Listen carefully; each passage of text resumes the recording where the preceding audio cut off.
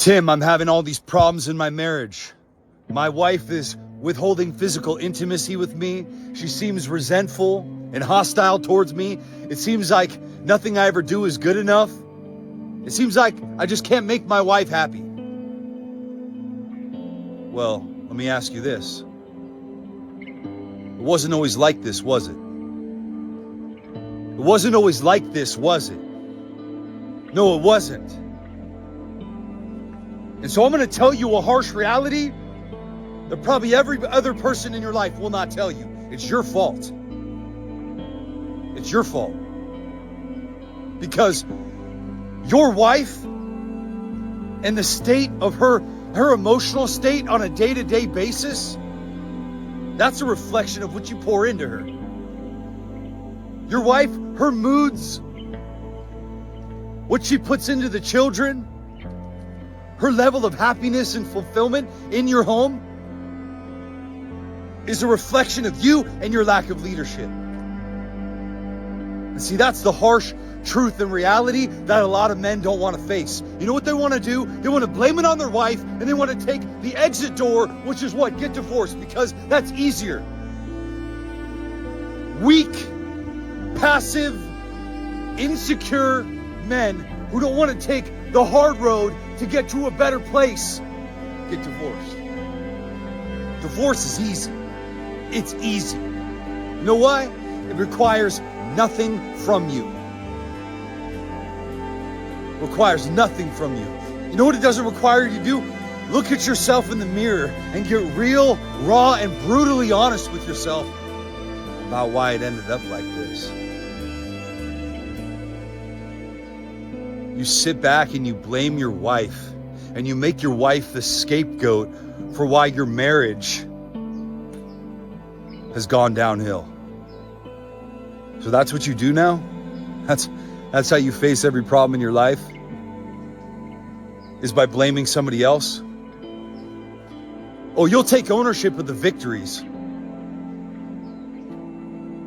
All these good things that I did for my wife and I just don't understand. Yeah, you do. Stop telling yourself that lie. Stop lying to yourself about how I don't know what happened and how we ended up here. Yeah, you do. Yes, you do. Yes, you do. Let me ask you this.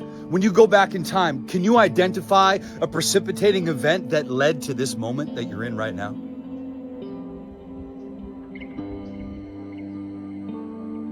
A lot of times guys realize, yeah, I wasn't there for my wife during this time. Or, yeah, you know, when this person passed away, or when this thing happened, when I cheated on my wife, when something happened.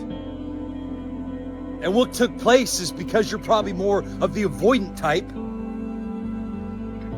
Hence the reason why you want to get divorced. Because you're more of the avoidant type, what you probably did is you swept it under the rug and you didn't want to have the hard conversations about your wife, about how she was affected or what she was going through.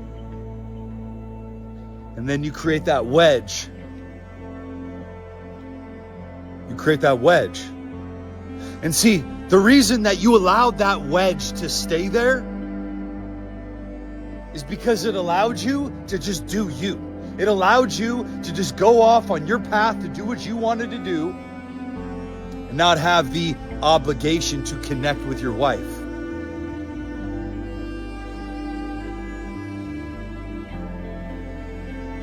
You can't be married and act like you're single, bro. You can't be married and act like you're single. You're married. And guess what? That was a vow. That was an oath that you made.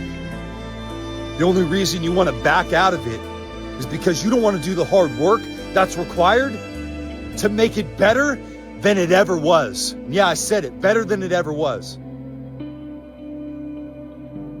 Because the adversity that you go through in your marriage is oftentimes the foundation which creates a brand new emotional connection in a relationship with emotional and physical intimacy that far exceeded what you had before. Why? Because you know, and your wife knows, that he has my back. That my husband will go to war to save this marriage. My husband will go to war to save this marriage, to save this family, and to be the leader that God called him to be. So make a choice. Run away or rise.